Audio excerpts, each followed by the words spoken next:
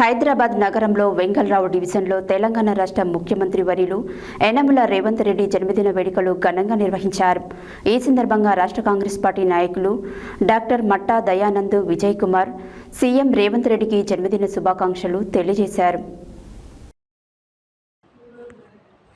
హైదరాబాద్ నగరంలో వెంగళరావు డివిజన్లో తెలంగాణ రాష్ట్ర ముఖ్యమంత్రి వర్యులు యనమల రేవంత్ రెడ్డి జన్మదిన వేడుకలు ఘనంగా నిర్వహించారు.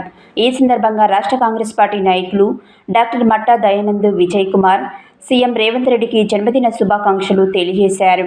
ఈ కార్యక్రమాన్ని ఉద్దేశించి రాష్ట్ర కాంగ్రెస్ పార్టీ నాయకులు డాక్టర్ మట్టా దయానంద్ విజయ్ కుమార్ మాట్లాడుతూ, ముఖ్యమంత్రి వర్యులు రేవంత్ రెడ్డి రాష్ట్ర అభివృద్ధికి కృషి చేస్తూ ప్రజల నమ్మకాన్ని గెలుచుకున్న ప్రజానాయకుడిగా నిలిచారు.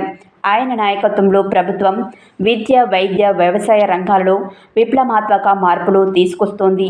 ముఖ్యంగా ప్రజల పాలన, ప్రజల కోసం మహిళలకు ఉచిత బస్సు, 10 లక్షల ఆరోగ్యశ్రీ పథకం, కళ్యాణ లక్ష్మి, రైతు రుణమాఫీ, రైతు భరోసా, తెల్ల రేషన్ కార్డు ఉన్న ప్రతి కుటుంబానికి 6 కిలోలు, ప్రతి ఒక్కరికి కుటుంబాలకు సన్న బియ్యం, ఇందిరమ్మ ఇల్లు, 200 యూనిట్ ఉచిత విద్యుత్, 60,000 ప్రభుత్వ ఉద్యోగాలు, ప్రతి పేదవాడికి తెల్ల రేషన్ కార్డు వంటి పథకాల ద్వారా ప్రజల సంక్షేమానికి ప్రాధాన్యత ఇస్తున్నారు.